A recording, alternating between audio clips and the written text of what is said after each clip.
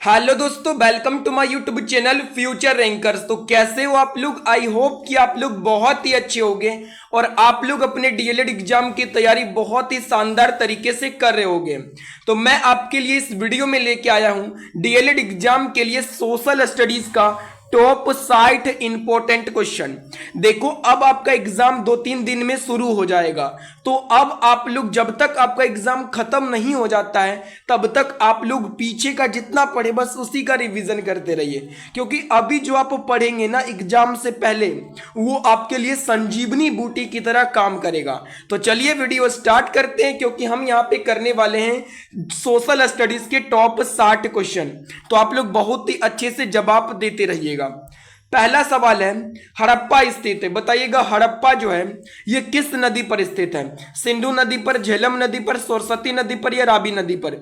तो याद रखिएगा हड़प्पा ये रावी नदी पर स्थित है। देखिए, आपको ये याद तब होगा जब आप मेरे साथ बोलोगे। मैं बोलता हूं आप भी बोला करो, तब आपको वीडियो देखते देखते याद हो जाएगा। नहीं तो आप लोग सिर्फ मेरे बात को ध्यान से सुनते जाओ, मैं आपको याद करवा दूंगा अपने आप। अगला सवाल है, निम्नलिखित में किस धातु का प्रयोग प्रथम बार हुआ? माने सबसे पहली बार किस धातु का प्रयोग किया गया? याद रखिएगा तांबा। सबसे पहली बार ना तांबा का प्रयोग किया गया। अगला क्वेश्चन है, काली मिट्टी भारत के किस प्रदेश में मिलती है? महाराष्ट्र, मध्य प्रदेश, गुजरात या इनमें से सभी? तो याद रखिएगा काली मिट्टी ये सभी प्रदेशों में मिलती है। महाराष्ट्र में भी मिलता है, मध्य प्रदेश में भी मिलता है और गुजरात में भी काली मिट्टी मिलता है। अगर आपसे पूछा जाए काली मिट्टी में सबसे अच्छा कौन सा फसल होता है, तो याद रखिएगा कपास। कपास की खेती सबसे अच्छी होती है काली मिट्टी में। अगला क्वेश्चन है, वनों से हमें कैसे सहायता मिलती है? वन जो होता है उससे हमें किस प्रकार सहायता मिलती है ये बताइएगा। मिट्टी का कटाव रोकने में, सही है। अगर जितना ज्यादा वन रहेगा मिट्टी का कटाव रुकेगा, मिट्टी कटेगा नहीं। बाढ़ रोकने में, ये भी सही है। वन से बाढ़ का नियंत्रण होता है। वर्षा वृद्धि में जितना ज्यादा वन रहेगा, जितना ज्यादा पेड़ पौधा रहेगा, वर्षा उतना ज्यादा होगा। मतलब इन सभी प्रकार से हमें वनों से सहायता मिलती है। अगला क्वेश्चन है, भारत के किस राज्य में सर्वाधिक खनिज लोहा पाया जाता है? सबसे अधिक खनिज लोहा ओडिशा राज्य में पाया जाता है। किस में पाया जाता है? ओडिशा में। अगर आपसे कोयला के बारे में पूछा जाए तो सबसे अधिक कोयला झारखंड में पाया जाता है, याद रखिएगा। और खनिज लोहा ओडिशा में पाया जाता है। अगला क्वेश्चन है, अष्टाध्यायी किसने लिखी? बताइएगा अष्टाध्यायी जो है ये किसने लिखा था? तो याद रखिएगा पाणिनि ने लिखा था। अष्टाध्यायी किसने लिखा था? पाणिनि ने लिखा था। अगला क्वेश्चन है, पहला परमाणु बम गिराया गया था? तो पहला परमाणु बम अमेरिका ने गिरवाया था हिरोशिमा पर। जापान के हिरोशिमा नामक शहर पर गिराया था पहला परमाणु बम, याद रखिएगा। अगला क्वेश्चन है, भारत छोड़ो आंदोलन का संगठन किस वर्ष में किया गया था? तो भारत छोड़ो आंदोलन ये 1942 में किया गया, याद रखिएगा। अगला सवाल है, पूर्व सॉकर खिलाड़ी रोनाल्डो किस देश के नागरिक हैं? रोनाल्डो जो है ये इनको सब लोग जानते हैं, बताइएगा ये किस देश के नागरिक हैं? तो ये ब्राजील के हैं रोनाल्डो।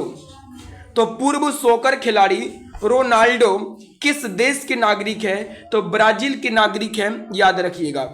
अगला क्वेश्चन है, जसपाल राणा का संबंध किससे है? निशानेबाजी से, भारोत्तोलन से या खेल कूद से या तीरंदाजी से? तो जसपाल राणा इसका संबंध, इनका संबंध निशानेबाजी से। किससे है? तो जसपाल राणा का संबंध याद रखिएगा निशानेबाजी से है जसपाल राणा का संबंध। अगला सवाल है, मेगास्थनीज भारत आया था? मेगास्थनीज किसके समय में भारत आया था? तो चंद्रगुप्त मौर्य के राज्यकाल में मेगास्थनीज भारत आया था, याद रखिएगा। किसके समय में मेगास्थनीज भारत आया था? चंद्रगुप्त मौर्य के राज्यकाल में आया था। अगला सवाल है, अजंता की गुफाएं स्थित है? बताइएगा अजंता की गुफाएं ये कहाँ स्थित है? महाराष्ट्र में स्थित है, याद रखिएगा। अजंता की गुफाएं कहाँ स्थित है? महाराष्ट्र में स्थित है। अगला सवाल है, बुद्ध ने अपना प्रथम उपदेश किस स्थान पर दिया था? तो बुद्ध ने अपना प्रथम उपदेश सारनाथ में दिया था। किस स्थान पर दिया था? सारनाथ पर बुद्ध ने अपना प्रथम उपदेश दिया था, याद रखिएगा। अगला सवाल है, दक्षिण भारत की सर्वाधिक प्राचीन एवं समृद्ध भाषा क्या है? दक्षिण भारत की सर्वाधिक प्राचीन एवं समृद्ध भाषा क्या है? तो याद रखिएगा, दक्षिण भारत की सर्वाधिक प्राचीन एवं समृद्ध भाषा तमिल है। क्या है जी? तमिल है, याद रखिएगा। अगला सवाल है, कोयले का सर्वाधिक उत्पादक राज्य। अभी मैंने बताया था पिछले सवाल में, जब मैं आपको बता रहा था लोहा वाला खनिज का है उड़ीसा में, और कोयला का सर्वाधिक उत्पादन झारखंड में होता है। कहाँ होता है? झारखंड में होता है, याद रखिएगा। झारखंड के झरिया क्षेत्र में होता है, यह भी ध्यान में रखिएगा। अगला सवाल है, निम्नलिखित में कौन सा खनिज मोनाजाइट रेत में मिलता है? तो देखिए, मोनाजाइट बालू ये केरल में पाया जाता है, और मोनाजाइट बालू से एक बहुमूल्य धातु मिलता है जिसको बोलते हैं थोरियम। क्या बोलते हैं? थोरियम। तो मोनाजाइट रेत में कौन सा खनिज मिलता है? थोरियम मिलता है, याद रखिएगा। अगला सवाल है, बहुजन समाज पार्टी के संस्थापक निम्नलिखित में कौन से थे? तो बहुजन समाज पार्टी के संस्थापक थे काशीराम। कौन थे जी? बहुजन समाज पार्टी के संस्थापक थे काशीराम थे। अगला क्वेश्चन है, 2011 की जनगणना के अनुसार भारत की कितनी प्रतिशत आबादी द्वितीयक कार्यों में लगी थी? तो याद रखिएगा, 2011 की जनगणना के अनुसार 3.8% आबादी भारत की द्वितीयक कार्यों में लगी थी।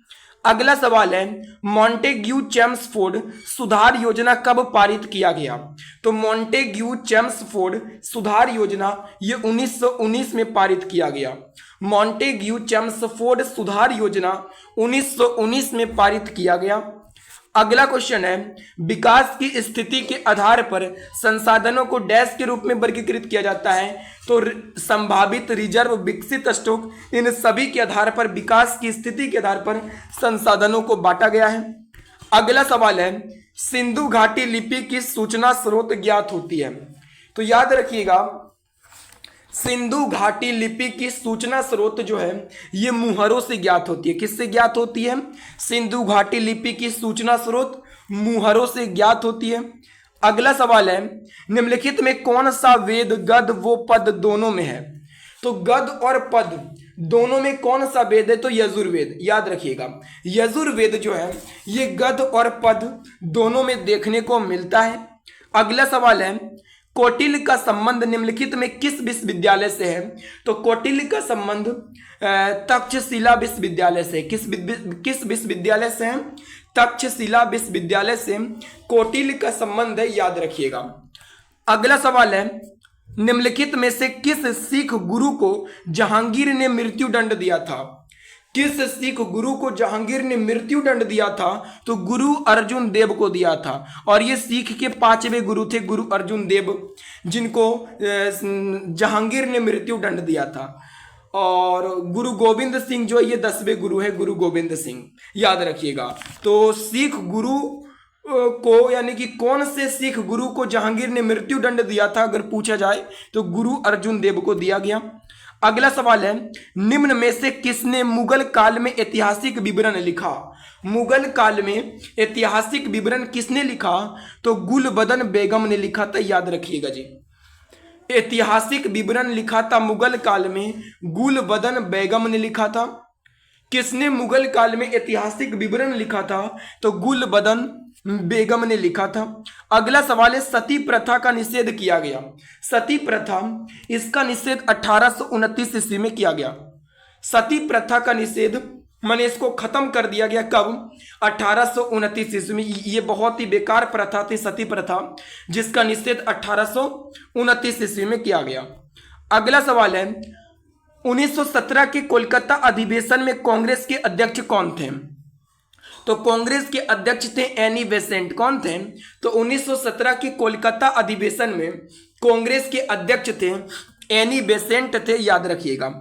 अगला सवाल है, poverty and un British rule in India के लेखक थे। तो poverty and un British rule in India के लेखक कौन थे, ये आपको बताना है। तो याद रखिएगा, दादा भाई नौरोजी थे। कौन थे जी? Dadabhai Naoroji. Poverty and un British rule in India के लेखक थे दादा भाई नौरोजी थे।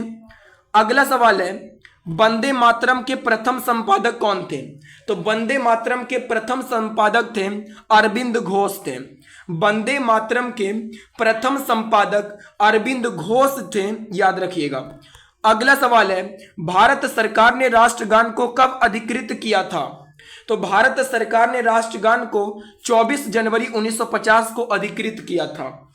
भारत सरकार ने राष्ट्रगान को कब अधिग्रहित किया था? तो 24 जनवरी 1950 को भारत सरकार ने राष्ट्रगान को अधिग्रहित किया था। अगला सवाल है, हिंदुस्तान सोशलिस्ट रिपब्लिकन आर्मी का गठन किसने किया था? बताइएगा। तो चंद्रशेखर आजाद ने किया था। हिंदुस्तान सोशलिस्ट रिपब्लिकन आर्मी का गठन चंद्रशेखर आजाद ने किया था। अगला सवाल है, उच्चतम न्यायालय में भारत की प्रथम महिला न्यायाधीश बनी? तो उच्चतम न्यायालय में भारत की प्रथम न्यायाधीश महिला बनी एम फातिमा बीबी। कौन बनी? एम फातिमा बीबी। उच्चतम न्यायालय में भारत की प्रथम महिला न्यायाधीश एम फातिमा बीबी थी। अगला क्वेश्चन है, इनमें से कौन व्यवसायिक खेती नहीं है? वाणिज्यिक अनाज, मिश्रित, कार्बनिक या वृक्षारोपण? तो कार्बनिक जो है ये जो है व्यवसायिक खेती नहीं है। तो व्यवसायिक खेती कौन नहीं है? कार्बनिक। अगला सवाल है, मतदाता सूची का परीक्षण कितने वर्षों में किया जाता है? तो 5 साल में मतदाता सूची का परीक्षण किया जाता है। अगला सवाल है, बिहार में कितने प्रतिशत भौगोलिक क्षेत्र में वन का फैलाव है? तो 7.84% क्षेत्र में वन का फैलाव है। बिहार में 7.84% क्षेत्र में वनों का फैलाव है। अगला सवाल है, भूमि जो एक या एक से अधिक कृषि वर्ष के लिए खेती के बिना छोड़ी जाती है उसे डैश के रूप में जाना जाता है? उसे कृषि योग्य बंजर भूमि के नाम से जाना जाता है।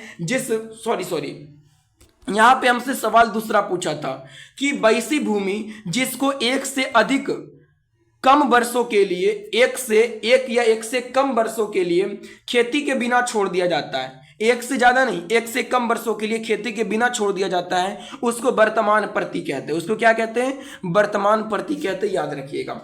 अगला सवाल है, लोकसभा को इंग्लैंड में क्या कहा जाता है? House of Commons. याद रखिएगा, लोकसभा को इंग्लैंड में हाउस ऑफ कॉमन्स कहा जाता है। अगला सवाल है, बिहार का सर्वाधिक वर्षा वाला जिला कौन सा है? तो सबसे अधिक बिहार में वर्षा होती है किशनगंज में। सबसे अधिक वर्षा कहाँ होती है बिहार में?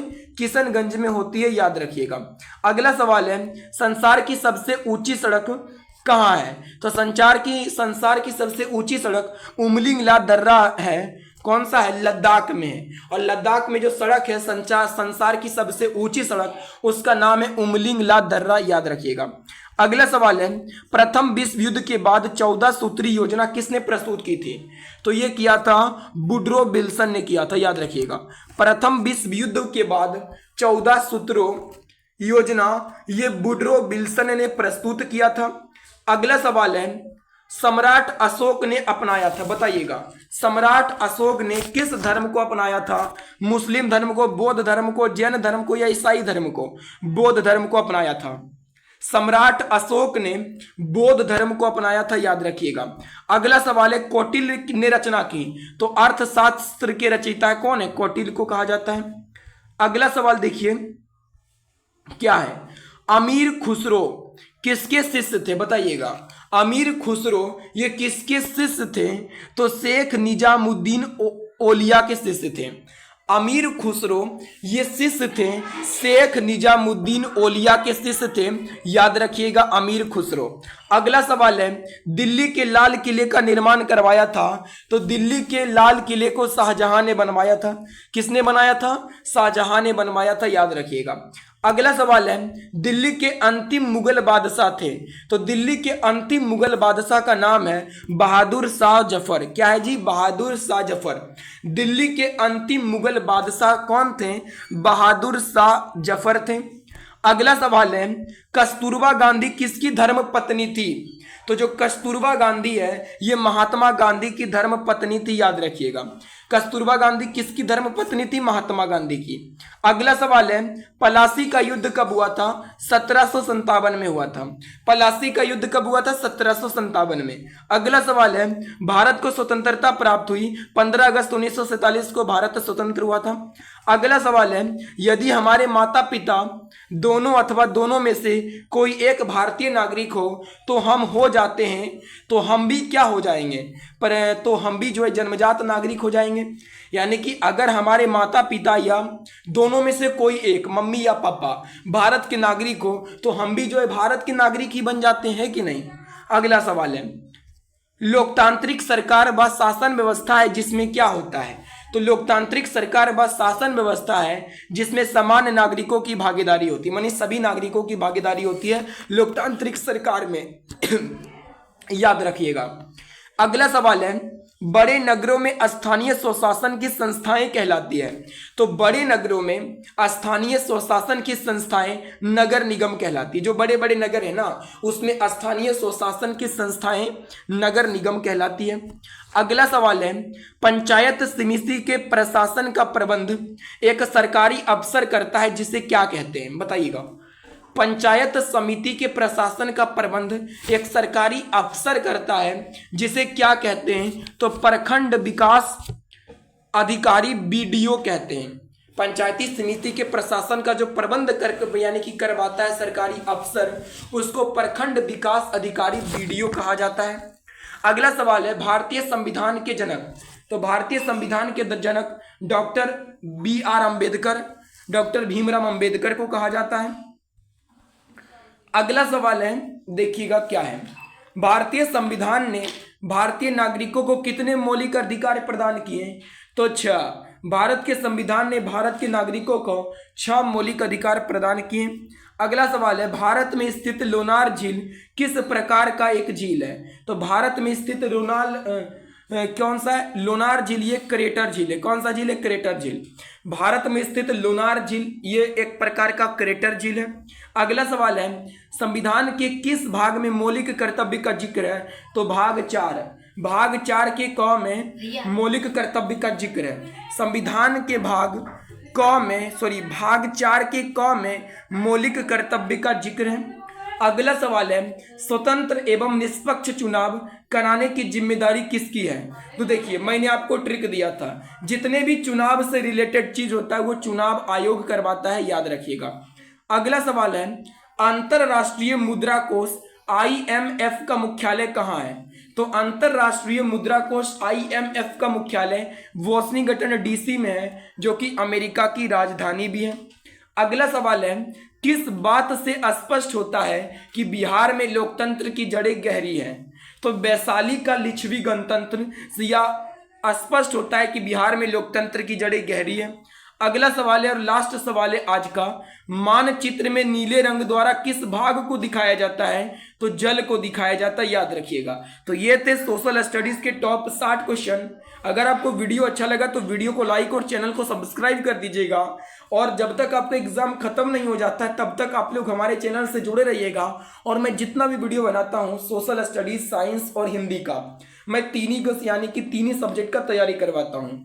तो ये सभी लोग आप वीडियो को देखा करो, अगर आप देख कर जाते तो एक भी प्रश्न नहीं छूटेगा। तो चलिए मिलते हैं अगले वीडियो में, धन्यवाद।